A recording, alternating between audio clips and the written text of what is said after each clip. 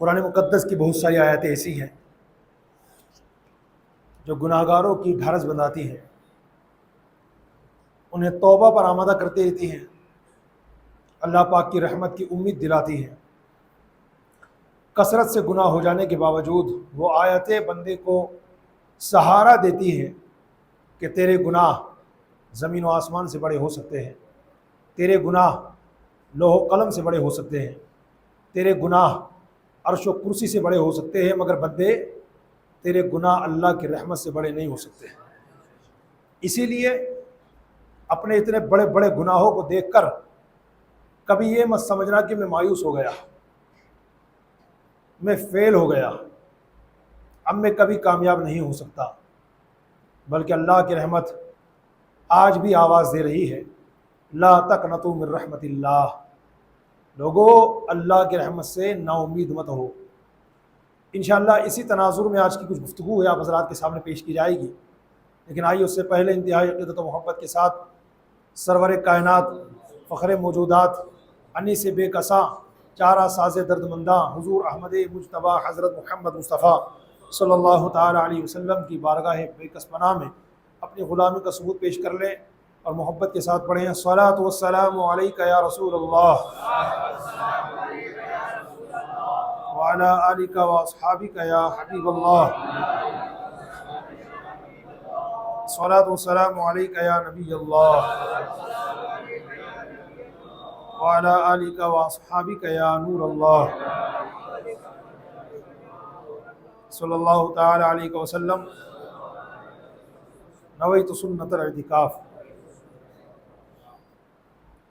آج سے ایک مہینہ کچھ دن پہلے یہ خبر سننے میں آ رہی تھی کہ ماہ رمضان آنے والا ہے۔ دیکھتے ہی دیکھتے ماہ رمضان تشریف بھی لے گیا اور نہ جانے کتنے لاکھوں کروڑوں کو بخشوا کر وہ گیا ہے۔ ماہ رمضان کے گزرنے کے بعد اللہ تعالیٰ نے گنہگاروں کو خوشیاں منانے کے لیے عید الفطر کا مبارک دن عطا فرمایا، اور دیکھتے ہی دیکھتے وہ دن بھی ہمارے درمیان سے تشریف لے گیا۔ اب الحمدللہ عید الفطر کے بعد کا یہ پہلا جمعہ ہے جس میں ہم اور آپ نماز جمعہ ادا کرنے کے لیے مسجد سرائے والان حاضر ہوئے ہیں۔ میرے بھائیوں، ماہ رمضان میں اللہ تبارک و تعالیٰ کی جو خاص انعامات ہوتے ہیں اور اس مہینے کی جو خاص اہمیت اور خصوصیات ہیں، ان میں حدیث پاک کے مطابق ایک اہم خصوصیت یہ بیان کی گئی کہ ماہ رمضان یہ وہ مہینہ ہے جو نئی زندگی بخش دیتا ہے۔ بخاری شریف کی اس حدیث پاک کو ذرا توجہ سے سنیے گا۔ پیارے آقا کریم صلی اللہ علیہ وسلم نے ارشاد فرمایا، من صام رمضان ایمانا و احتسابا غفر له ما تقدم من ذنبه، او کما قال علیہ السلام، فرماتے ہیں کہ جس مسلمان نے ثواب کی نیت سے رمضان کے روزے رکھے اس کے گناہوں کو، اس کے گزشتہ گناہوں کو بخش دیا جائے گا۔ یعنی ماہ رمضان کے روزے ثواب کی نیت سے رکھنے والا مسلمان اپنے سارے گناہوں سے ایسا پاک و صاف ہو جاتا ہے جیسے آج ہی ماں کے پیٹ سے پیدا ہوا ہے۔ اس بیس پر میں نے کہا کہ ماہ رمضان یہ وہ برکت والا مہینہ ہے جو نئی زندگی بخش دیتا ہے۔ ہم بھی اللہ پاک کی رحمت سے امید رکھیں کہ ماہ رمضان میں انشاءاللہ ہماری بھی بخشش ہو چکی ہوگی، کیونکہ اللہ پاک بڑا مہربان ہے۔ جب بندہ اس کی بارگاہ میں سچے دل سے توبہ کرتا ہے، آنسو بہاتا ہے، گریہ ازاری کرتا ہے، دعائیں مانگتا ہے، اللہ پاک اپنی شان کے مطابق مسکراتا ہے اور اس سے خوش ہو جاتا ہے۔ کتنے مسلمان ایسے ہیں ماشاءاللہ جنہوں نے ماہ رمضان میں استغفار کی کثرت کی، اور استغفار کی اپنی الگ فضیلت ہے۔ کچھ کام ایسے ہیں میرے پیارے اسلامی بھائیوں، جب اللہ تبارک و تعالیٰ اپنے بندوں کو کام کرتا ہوا ملاحظہ فرماتا ہے، جب وہ اللہ اپنے بندوں کو کام کرتا ہوا دیکھتا ہے تو اپنی شان کے مطابق مسکراتا ہے اور خوش ہوتا ہے۔ ان میں سے ایک کام ہے استغفار، اللہ پاک سے بخشش چاہنا، اللہ پاک سے مغفرت کا سوال کرنا، استغفار کرنا، یہ اللہ کو بڑا پسند ہے۔ اور کتنا پسند ہے، آئیے میں آپ کو ایک واقعہ سناتا ہوں۔ حضرت علی بن ربیعہ رحمۃ اللہ تعالی علیہ فرماتے ہیں، ایک مرتبہ کی بات ہے، مسلمانوں کے چوتھے خلیفہ حضرت مولا کائنات علی مرتضیٰ شیر خدا کرم اللہ تعالی وجہ الکریم سواری پر سوار ہوئے اور مجھے بھی اشارہ فرمایا اور مجھے اپنے پیچھے بٹھا لیا۔ پھر ہم چلنے لگے، ایک مقام حرا اس کی طرف ہمارا سفر ہوا، حرا کی طرف۔ راستے میں چلتے چلتے حضرت مولا علی مشکل کشا رضی اللہ تعالیٰ عنہ نے آسمان کی طرف نگاہ اٹھائی اور یہ پڑھا اللہم اغفر لی ذنوبی انہ لا یغفر الذنوب احد غیرک. یہ حضرت مولا علی نے پڑھا اور پڑھنے کے بعد میری طرف متوجہ ہوئے، پیچھے میں بیٹھا ہوا تھا نا، میری طرف متوجہ ہوئے اور مسکرائے. میں بڑا حیران ہوا تو میں نے حضرت مولا علی سے پوچھا یا امیر المومنین، آپ نے پہلے آسمان کی طرف دیکھ کر استغفار پڑھا اور استغفار کرنے کے بعد مجھے دیکھ کر مسکرائے، اس میں کیا راز ہے؟ تو حضرت مولا علی رضی اللہ تعالیٰ عنہ نے فرمایا ربیہ، علی بن ربیہ، بات دراصل یہ ایک مرتبہ اسی طرح اللہ کے پیارے رسول مقبول گلشن آمینہ کے مہکتے پھول صلی اللہ علیہ وسلم اپنی مقدس سواری پر سوار ہوئے اور مجھے بھی اپنے پیچھے بیٹھنے کا حکم فرمایا. اور پھر جس طرح آج ہم حرہ کی طرف جا رہے ہیں، اللہ کے رسول صلی اللہ علیہ وسلم نے حرہ کی طرف جانا شروع فرمایا اور چلتے چلتے نبی پاک صلی اللہ تعالیٰ علیہ وسلم نے اپنا رخ پاک آسمان کی طرف اٹھایا اور اسی طرح پڑھا جیسے میں نے پڑھا. کیا؟ اللہم اغفر لی ذنوبی انہو لا یغفر الذنوب احد غیرک. اور پھر یہ پڑھنے کے بعد نبی پاک صلی اللہ تعالیٰ علیہ وسلم میری طرف دیکھ کر مسکرائے، میری طرف حضور متوجہ ہوئے اور میری طرف جب دیکھ کے مسکرائے تو مجھے بھی حیرانی ہوئی، جیسے تمہیں مجھے دیکھ کر حیرانی ہوئی تو میں نے بھی حضور سے وہی سوال کیا جو آج تم نے مجھ سے سوال کیا. میں نے کہا یا رسول اللہ، آپ پہلے آسمان کی طرف دیکھ کر کے استغفار پڑھنے لگے اور استغفار پڑھنے کے بعد مجھے دیکھ کر مسکرانے لگے، حضور اس میں کیا راز ہے؟ تو رسول پاک صلی اللہ علیہ وسلم کے مبارک لبوں سے رحمت کے پھول جھڑنے لگے، الفاظ کچھ یوں ترتیب پائے. ارشاد فرمایا علی، جب اللہ کا کوئی بندہ اللہ کی بارگاہ میں استغفار کرتا ہے تو اللہ تعالیٰ اسے دیکھ کر مسکراتا ہے. تو میں اسی بات کو یاد کر کے مسکرایا کہ میرے استغفار پر اللہ پاک مسکرا رہا ہے، تو اللہ پاک کے مسکرانے کو یاد کر کے میں بھی مسکرانے لگا. استغفار یہ بڑی اعلیٰ عبادت ہے اور اللہ تعالیٰ اپنے بندوں سے چاہتا ہے کہ بندہ کتنا ہی بڑا پرہیزگار ہو، بہت بڑا ہو. اب مجھے بتاؤ کائنات میں سب سے بڑا کون ہے؟ اللہ نے کس کو بنایا ہے؟ نبی کو. اور نبی پاک صلی اللہ علیہ وسلم خود استغفار فرما رہے ہیں. حضرت اس کے ترجمے میں غور کیجئے گا، اللہم اغفر لی ذنوبی، اے اللہ میرے گناہوں کو بخش دے، انہو لا یغفر الذنوب احد غیرک، بے شک تیرے سوا گناہوں کو کوئی نہیں بخش سکتا. حضور کہہ رہے ہیں اللہم اغفر لی ذنوبی، اے اللہ میرے گناہوں کو بخش دے. استغفر اللہ. تو معاذ اللہ کوئی کیا یہ کانسیپٹ کلیئر کر سکتا ہے کیا کہ نبی پاک صلی اللہ علیہ وسلم کے گناہ معاذ اللہ؟ پوری کائنات میں یہ دو کیٹیگری ہے جو معصوم ہے. نمبر 1 نبی معصوم ہوتے ہیں، نمبر 2 فرشتے معصوم ہوتے ہیں. ان کے علاوہ دنیا میں کوئی معصوم نہیں ہے. معصوم کی آسان ڈیفینیشن یہ ہے کہ جس سے گناہ نہ ہو سکے، جس سے گناہ نہ ہو سکے، وہ نبی ہوتے ہیں اور فرشتے ہوتے ہیں. ان کو اللہ نے معصوم رکھا ہے. باقی ان کے علاوہ جیسے اہل بیت ہیں یا صحابہ کرام ہیں یا اولیاء اعظام ہیں، یہ معصوم نہیں ہوتے، یہ محفوظ ہوتے ہیں. مطلب گناہ ہونا ممکن تو ہے مگر اللہ تبارک و تعالیٰ انہیں محفوظ رکھتا ہے. صحابہ کرام گناہ نہیں کرتے، کیوں؟ اللہ محفوظ رکھتا ہے. لیکن معصوم کی جہاں تک بات ہے تو نبی معصوم ہوتے ہیں اور فرشتے معصوم ہوتے ہیں. اب پیارے آقا صلی اللہ علیہ وسلم کس طرح استغفار فرما رہے؟ تو یقیناً یہ تعلیم امت کے لیے ہے تاکہ ہم بھی اللہ پاک کی بارگاہ میں اپنے گناہوں کی معافی مانگتے رہا کریں، بخشش مانگتے رہا کریں، مغفرت طلب کرتے رہیں، اس کو راضی کرنے کی کوشش کرتے رہیں. ورنہ اگر آپ الفاظ پہ غور کریں گے نا تو اللہ کے نبیوں نے اللہ کی بارگاہ میں ایسے ایسے الفاظ استعمال کیے ہیں انکسار اور عاجزی کے طور پر کہ اگر کوئی دوسرا استعمال کرے گا اس کو بہانہ بنا کر کے نبی کے لیے تو کافر ہو جائے گا، اسلام سے نکل جائے گا. فار ایگزامپل سب کو یاد ہے، سب کو یاد ہے، میں پوچھوں گا نا پڑھیں گے آپ، سب کو یاد ہے، ذرا آیت کریمہ پڑھ کے سنا دو مجھے. ہاں وہ تو میں جانتا ہوں، رمضان شریف بھی گیا، عید الفطر کا دن بھی چلا گیا، تو جو بیداری ہونی چاہیے ہمارے اندر تو اب ظاہر سی بات تھوڑا بہت فرق آئے گا نا. اب گاڑی پٹری پر آئے گی تھوڑا ٹائم تو لگے گا. اب 1-2 جمعے جائیں گے اس کے بعد اب تھوڑے بیدار ہوں گے، پھر تھوڑی حلق سے باہر آواز نکلے گی. اس لیے میں نہیں چاہوں گا کہ آپ بولند آواز سے پڑھیں، وہ تو خالی میں نے چیک کرنا تھا آپ کو. ماشاءاللہ تو 30 سے 35 لوگوں نے پڑھا ابھی جو میں نے پڑھوایا آیت کریمہ لا الہ الا انت سبحانک انی کنت من الظالمین. ٹھیک ہے نا؟ یہ کیا کہلاتی ہے؟ آیت کریمہ. ویسے تو قرآن پاک کی ہر آیت آیت کریمہ ہی ہے بھائی. الحمدللہ رب العالمین یہ کیا ہے؟ یہ بھی تو قرآن کی آیت کریمہ ہے. الرحمن الرحیم کیا ہے؟ یہ بھی تو قرآن پاک کی آیت کریمہ ہے. الرحمن علم القرآن یہ کیا ہے؟ یہ بھی تو قرآن پاک کی آیت کریمہ ہے. والقرآن الحکیم یہ کیا ہے؟ یہ بھی قرآن پاک کی آیت کریمہ ہے. قل اعوذ برب الناس یہ کیا ہے؟ یہ بھی قرآن پاک کی آیت کریمہ ہے. تو ویسے قرآن پاک کی جو 6000 پلس آیتیں ہیں وہ سب قرآن پاک کی آیت کریمہ ہی ہے. مگر ہمارے یہاں عوام میں جس آیت کو آیت کریمہ بولے جانے پر دماغ فوراً کیچ کرتا ہے وہ آیت کریمہ یہ ہے لا الہ الا انت سبحانک انی کنت من الظالمین. اچھا جتنے سارے لوگوں کو یہ پتا ہے کہ آیت کریمہ ہے, جنہوں نے پڑھ کے سنایا, اور جو خاموش تھے بیچارے وہ پتا ہے بھی تھوڑی طبیعت صحیح ہوگی انشاءاللہ, تو اس تھوڑی دیر کے بعد یا ایک دو جمعے جانے کے بعد انشاءاللہ حلق شریف سے تھوڑی آواز باہر آئے گی, وہ سب بھی اس بات کو جانتے ہیں کہ آیت کریمہ تو یہ کنفرم ہے لا الہ الا انت سبحانک انی کنت من الظالمین. اب ان لوگوں میں 80-90% لوگ ہوں گے جن سے پوچھا جائے بھئی آیت کریمہ کس نبی کی طرف منسوب ہے, کس نبی کی طرف منسوب ہے, تو سب یہ 80-90% جو لوگ ہیں وہ کہیں گے حضرت یونس علیہ السلام.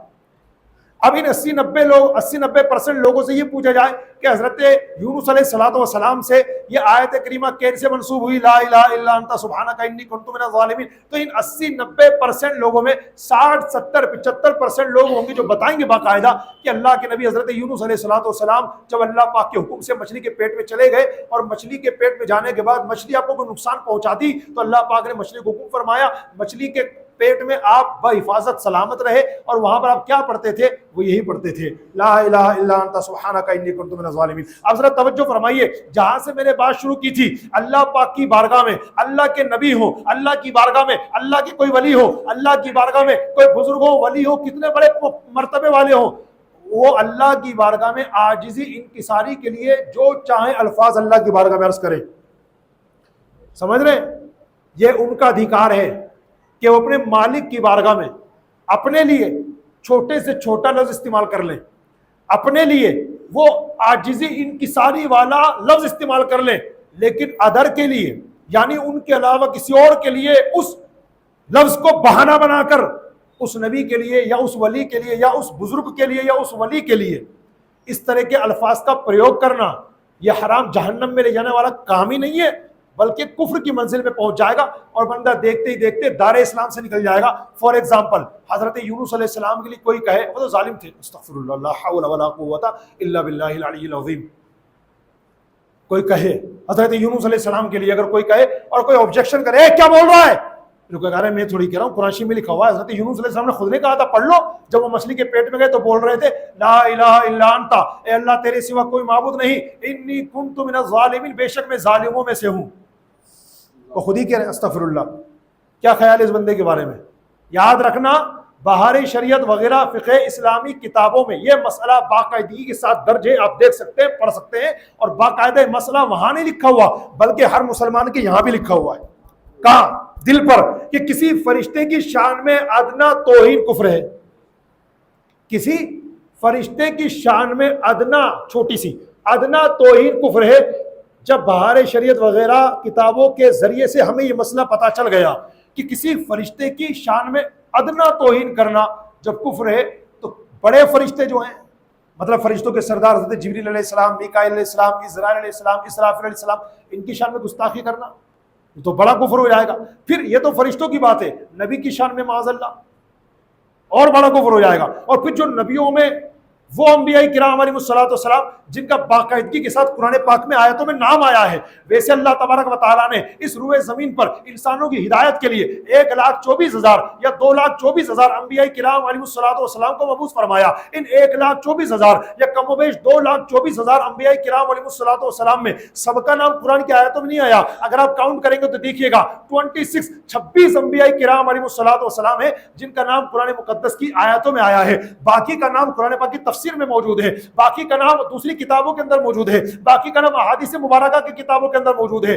مگر 26 انبیاء کرام علیہ السلام وہ ہیں جن کا باقاعدگی کے ساتھ قرآن پاک کی آیاتوں میں نام آیا ہے, اور ان میں ایک نام حضرت یونس علیہ السلام بھی ہے. بلکہ میں آپ کو بتاتا چلوں قرآن پاک کی ان آیاتوں میں آنے والے 26 انبیاء کرام کے نام جو ہیں, ان میں کچھ سلیکٹڈ نام تو ایسے بھی ہیں جن کے نام سے باقاعدہ پوری سورت قرآن پاک میں موجود ہے. ہمارے حضور کے نام سے سورہ محمد آپ پڑھ سکتے قرآن پاک میں موجود ہے. حضرت یوسف علیہ السلام کے نام سے قرآن پاک میں سورہ یوسف موجود ہے. حضرت ابراہیم علیہ السلام کے نام سے قرآن پاک میں سورہ ابراہیم موجود ہے. حضرت نوح علیہ السلام کے نام سے قرآن پاک میں سورہ نوح موجود ہے.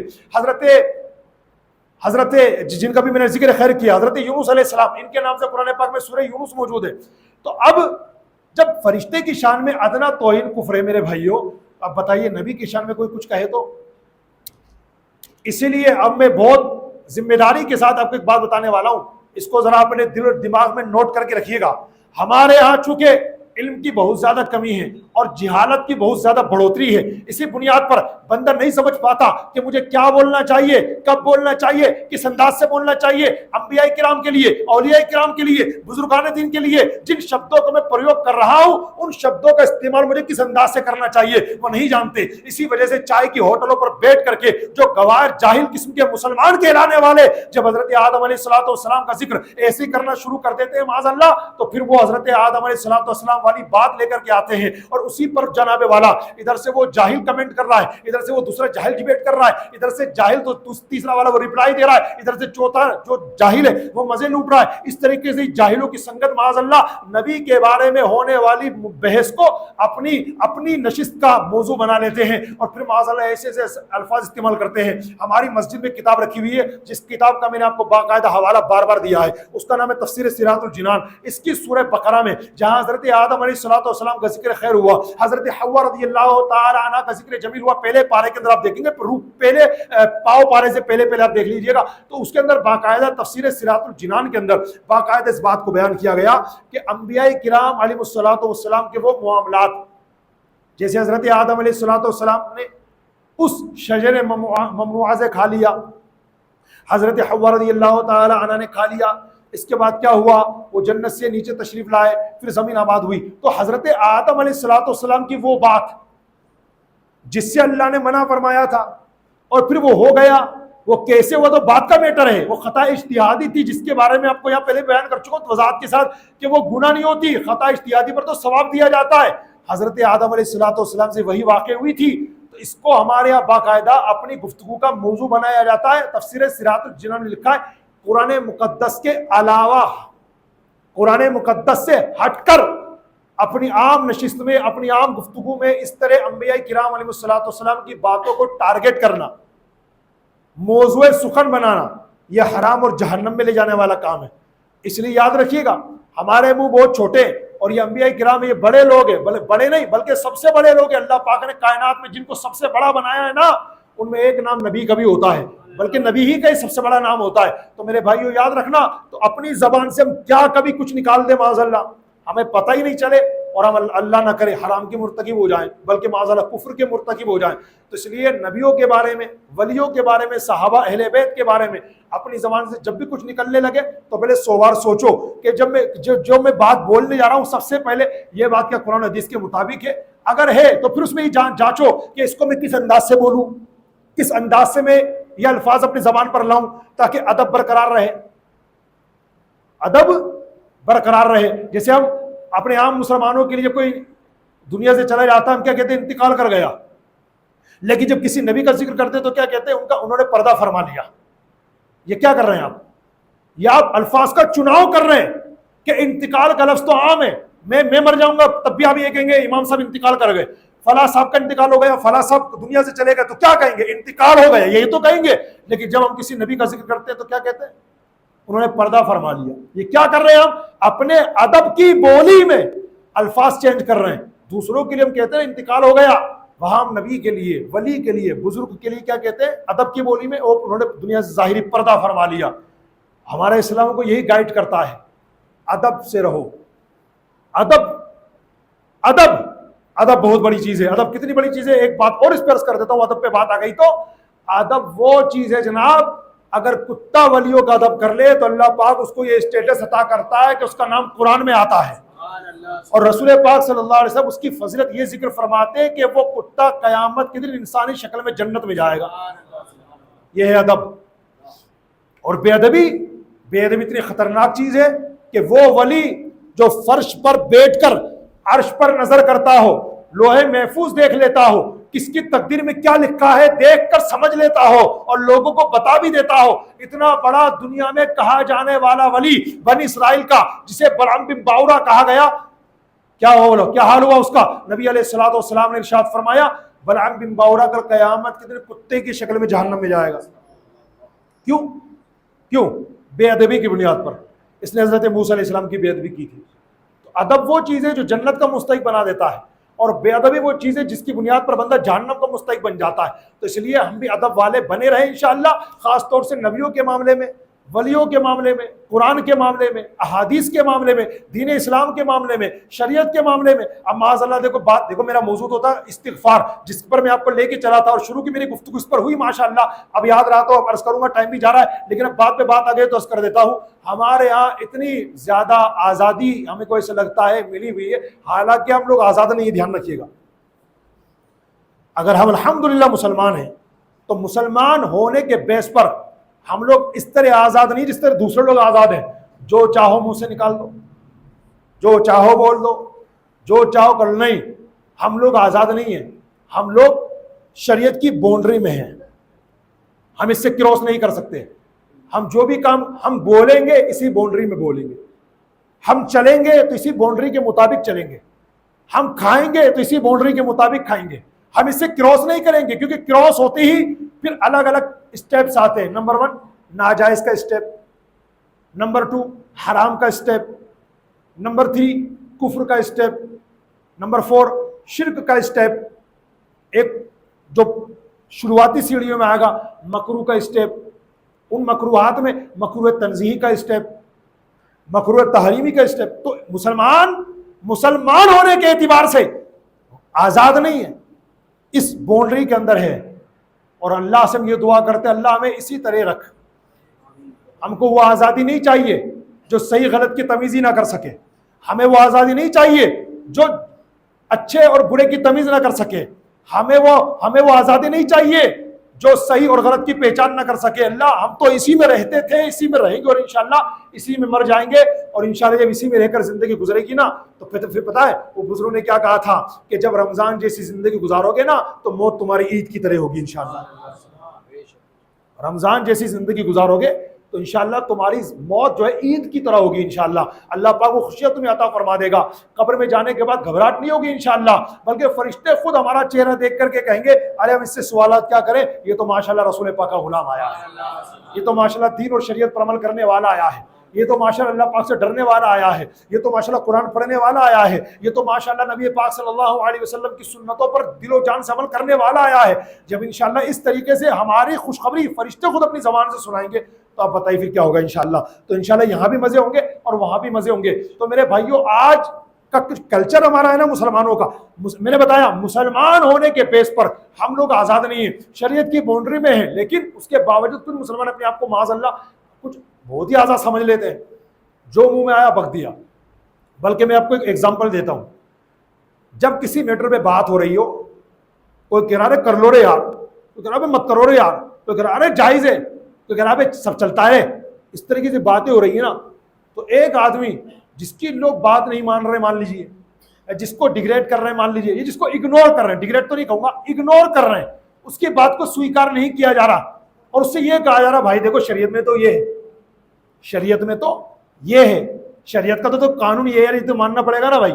اب ہم تھوڑی برادری اور سماج کے قانون مانیں گے، پہلے تو شریعت کا قانون مانیں گے نا. اگر ہماری برادری کا، ہمارے سماج کا اگر قانون ہماری شریعت سے نہیں ٹکرا تو اس کو بھی سویکار کریں گے، لیکن اگر ہماری شریعت سے وہ قانون ٹکرا اس کو لات مار دیں گے، لیکن شریعت کا قانون ہمارے سر کا تاج بنا رہے گا. تو جب اس طرح کے جاہل گنوار لوگ یہ باتیں سنتے ہیں نا، اب جا رہا تمہاری شریعت میں، وہ لفظ میں بولنے والا تھا مگر نہیں بول پایا. شریعت کے لیے معاذ اللہ غصے میں آ کر، جذبات میں آ کر یا اپنی بے عزتی تصور کرتے ہوئے بندہ شریعت کے لیے ہلکا لفظ استعمال کر دیتا ہے، کمزور لفظ استعمال کر دیتا ہے. پتہ ہے کیا ہوتا ہے؟ میں تو چپ ہو جاؤں گا، ہمارا دین اسلام بولے گا، وہ دین اسلام جس سے وابستگی کا یہ بندہ دعویٰ کرتا ہے، آئی ایم مسلم، جو بندہ دعویٰ کر رہا ہے نا آئی ایم مسلم، اس کے لیے دین اسلام بولے گا تو out of Islam is boundary. اب تو آج سے مسلمان نہیں ہے، تجھ پر فرض ہے نئے سرے سے کلمہ پڑھ، جو تو نے ابھی کفر بول دیا اس سے سچی توبہ کر، بیوی والا ہے تو نئے مہر کے ساتھ 2 گواہوں کی موجودگی میں نیا نکاح کر. اگر کسی کامل پیر صاحب سے مرید تھا، تیری بیعت بھی کٹ ہو گئی، واپس سے مرید بن. کیوں ایسا کیوں ہوا؟ تو نے صریح کفر بول دیا. کیا بول دیا؟ صریح کفر بول دیا. تجھے زبان سے ایسے شبدوں کا پریوگ نہیں کرنا چاہیے تھا، تو نے کر دیا. اور کیسے شب تھے وہ صریح تھے, کھلے ہوئے تھے, تعویل کی کوئی گنجائش نہیں تھی. ایسا نہیں تھا بھائی چلو اس میں ہو سکتا ہے اس کی یہ نیت ہو, اس میں یہ نیت ہو, اس میں نیت دیکھی نہیں جاتی. فار ایگزامپل شریعت کے اندر بھی ایسے کئی مسائل ہیں. کسی نے اپنی بیوی کو طلاق بول دیا, کیا بول دیا؟ طلاق. اس کی پھر اپنی کیٹیگریز ہے, میں صرف مثال دے کے بتا رہا ہوں. زید نے مثال کے طور پر, ایک شخص زید ہے, اس نے اپنی بیوی زینب کو, زید نے اپنی بیوی زینب کو کہا میں نے تجھے طلاق دی, ٹھیک ہے. اب کسی بھی مفتی صاحب کے پاس جائیں گے نا تو وہ کہیں گے 100% طلاق ہو گئی. اب وہ کنڈیشن کیا تھی؟ ایک بار بولا کہ 2 بار بولا کہ 3 بار بولا, اور اس زندگی میں پہلی بار بولا, اس سے پہلے بھی بول چکا تھا. اگر زندگی میں پہلی بار بولا اور ایک بار بولا, اس کو کہتے ہیں طلاق رجعی. میں آپ اس سے ڈسکس نہیں کروں گا, ٹھیک ہے, کبھی تشریف لائی تو سمجھاؤں گا. اور یہ طلاق کے وہ مسائل جو بیان کے اندر ڈسکس بھی نہیں کیے جا سکتے کیونکہ اتنے باریک ہے, کبھی کس کو کچھ سمجھ میں آ جائے, کبھی کسی کو کچھ سمجھ میں آ جائے, اور جس کو جو سمجھ میں آ گیا وہ اسی کو لے کر کے باہر چلا گیا. ہمارے امام صاحب نے یہ کہا تھا, وہ کہہ رہا ہمارے امام صاحب نے یہ کہا تھا. امام صاحب نے اس کنڈیشن میں کہا تو طلاق ہو جاتی ہے, اس نے کہا کہ نہیں ہوتی ہے. اور امام صاحب نے جس میں کہا تھا کہ طلاق نہیں ہوتی ہے وہ جا کے ڈنڈورا پیٹ رہا ہے باہر کہ ہو جاتی ہے. امام صاحب نے بولا ہو جاتی ہے نا. تو یہ طلاق کے بڑے باریک مسائل ہیں. تو عرض یہ کرنا چاہ رہا تھا, جس نے لفظ طلاق بول دیا اپنی بیوی کو, جیسے زید نے بھی بولا, میں نے ابھی بتایا بول کر کے, زید نے اپنی زینب سے کہا بیوی سے میں نے تجھے طلاق دی, اور مان لو 3 بار بول دیا, چلو اب کوئی رستہ بچتا ہے کیا کہ اس کے ساتھ رہے گا؟ بھائی صاحب اب فوراً دونوں جدا ہو جاؤ, دونوں پر فرض ہے. اب اس میٹر میں گھر کے ان بڑے بوڑھوں کو بٹھایا جائے, بھائی اس مسئلے کو سولو کرو. کیسے سولو ہوگا بھائی؟ اب اپنی برادری کا, اپنے سماج کا قانون لے کر کے آئیں گے, چلو معافی, چلو بھائی توبہ کر لو, اللہ معاف کرنے والا ہے, اب مت بولیو, بہت برا ماروں گا, اب مت بولیو, چل ابھی تو ہو جاؤ, توبہ کر لو, چلو استغفر اللہ. کیا کروا رہے ہو یہ؟ شریعت کا جو قانون تھا اس کو آپ نے یہ بول کر کے پیٹ پیچھے رکھ دیا معاذ اللہ کہ اللہ معاف کرنے والا, چلو ختم کرو کہانی. قرآن پاک میں تو ان قوانین کو صاف طور سے بیان کیا گیا کیونکہ اگر یہ ہو جائے تو پھر کیا آپشن ہے؟ اس آپشن کے علاوہ کوئی دوسرا آپشن ہی نہیں ہے. اس کے باوجود ہم نے دونوں کو ساتھ رہنے کا یہ کہہ کر کے حکم دے دیا, چلو چلو دھیان رکھنا, آگے سے نا دھیان رکھنا, توبہ کر لو, چلو ہے نا اللہ معاف کرنے والا ہے. آپ کی برادری کا, آپ کے سماج کا قانون سویکار کیا جائے گا, مگر بعد میں. پہلے یہ دیکھا جائے گا کہ آپ کی برادری اور سماج کا یہ قانون شریعت کے قانون ٹکرا تو نہیں رہا. اگر ٹکرا نہیں رہا تو ہم اس کا بھی استقبال کریں گے, اس کو بھی سر پہ رکھنے کو تیار ہو جائیں گے. لیکن اگر یہ برادری اور سماج کا قانون شریعت کے قانون سے ٹکرا رہا ہوگا, ہم اس کو ریجیکٹ کر دیں گے, اس کو فالو نہیں کریں گے. ہمارے لیے سب سے پہلا قانون کون سا ہے؟ شریعت اور دین کا قانون. آزادی کچھ مسلمانوں نے اپنے ایسے اوڑھ لیے کہ صاحب اب تو بات یہ ہو گئی ہے, اگر کوئی عالم صاحب کوئی مسئلہ بیان فرمائے تو پہلے بندہ ہی سوچتا ہے ہاں اس کو اچھا لگ رہا کہ نہیں لگ رہا. امام صاحب جو شریعت کا مسئلہ بیان کر رہے ہیں, اس کو اچھا لگ رہا ہے کہ نہیں لگ رہا؟ لگ رہا ہے, ہاں یہ شریعت ہے. کیا یہ شریعت ہے؟ امام صاحب بہت اچھا بیان کر رہا ہے ماشاء اللہ, یہ شریعت ہے. کیوں؟ اس کو اچھا لگ رہا ہے نا اس لیے. اور جہاں امام صاحب نے کچھ ایسا مسئلہ بیان کر دیا جو اس کو اچھا نہیں لگا, نہیں اب بڑھیا, اب جو یہاں پہ ہاتھ تھا نا وہ ہٹ جائے گا. یہ کیا ہو رہا؟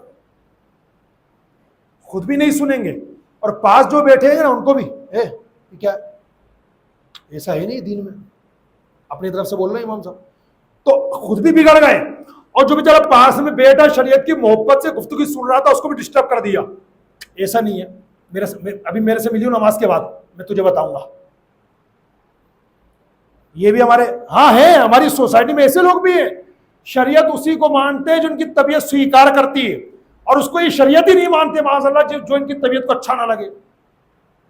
ایسے مت بنیے. جو طبیعت کو اچھا لگے اور شریعت میں ہے وہ بھی سویکار ہے, اور ہماری طبیعت پر بھاری گزرے لیکن شریعت کا قانون ہے اس کو بھی سر کا تاج بنائیے. یہی ہے پکے مسلمان کی علامت. تو بات چلی سے استغفار سے, آخری بات عرض کر کے بات ختم کرتا ہوں. استغفار کی یہ فضیلتیں پیارے اسلامی بھائیوں, اس لیے ہمیں چاہیے کہ استغفار کی کثرت کریں. دیکھو استغفر اللہ العظیم, یہ بھی بڑا پیارا استغفار ہے. استغفر اللہ ربی من کل ذنب واتوب الیہ, یہ بھی بڑا پیارا استغفار ہے. اور اگر آپ چاہیں میں شارٹ ٹائم میں زیادہ بار پڑھ لوں, استغفر اللہ, اس پر ذرا فوکس کیجئے اور کثرت سے پڑھیے. اگر آپ سے روزانہ زیادہ نہ ہو سکے تو ایک تسبیح استغفر اللہ کی ضرور پڑھیے۔ میں نے جب فضیلتیں شروع کے اندر بیان کی تھی ان میں ایک فضیلت یہ بھی عرض کی تھی کہ پیارے آقا صلی اللہ علیہ وسلم نے ارشاد فرمایا جو بندہ اللہ پاک سے استغفار کرتا ہے تو اللہ پاک مسکرا کر اس کی طرف دیکھتا ہے، اس سے خوش ہوتا ہے۔ اس لیے بس الفاظ پہ ذرا غور کرنا ہے۔ جلد بازی میں ہم لوگ کیا کرتے ہیں، استغفر اللہ استغفر اللہ استغفر اللہ استغفر اللہ استغفر اللہ استغ، واہ غین کو کاف بنا دیا، اب کیا ہوگا آپ کا؟ جلد بازی نہیں، آرام سے پڑھو، صحیح پڑھو، 100 بار کی جگہ 2 بار ہی پڑھو، مگر بیسٹ پڑھو، استغفر اللہ پڑھیے اب، ہے نا، غین نکالا کیجیے، استغفر اللہ، ماشاءاللہ۔ ایک آخری حدیث پاک سن لیں ماشاءاللہ۔ رمضان شریف کے بعد آتا ہے شوال المکرم کا مہینہ، اس میں بالخصوص 6 روزے رکھے جاتے ہیں، ان کو کہتے ہیں شش عید کے روزے، ان کی بڑی فضیلت آئی ہے ماشاءاللہ۔ ایک حدیث پاک ہے مسلم شریف کی، اس میں باقاعدہ آقا علیہ السلام نے ذکر فرمایا جس نے رمضان کے روزے رکھے اور عید کے بعد 6 روزے اور رکھے تو وہ ایسا ہے جیسے اس نے عمر بھر کے روزے رکھے۔ مجموع الزوائد کی حدیث پاک ہے، نبی پاک علیہ السلام نے ارشاد فرمایا کہ جس نے رمضان کے روزے رکھے اور عید کے بعد 6 روزے اور رکھے وہ اپنے گناہوں سے ایسے نکل جاتا ہے جیسے آج ہی ماں کے پیٹ سے پیدا ہوا ہے۔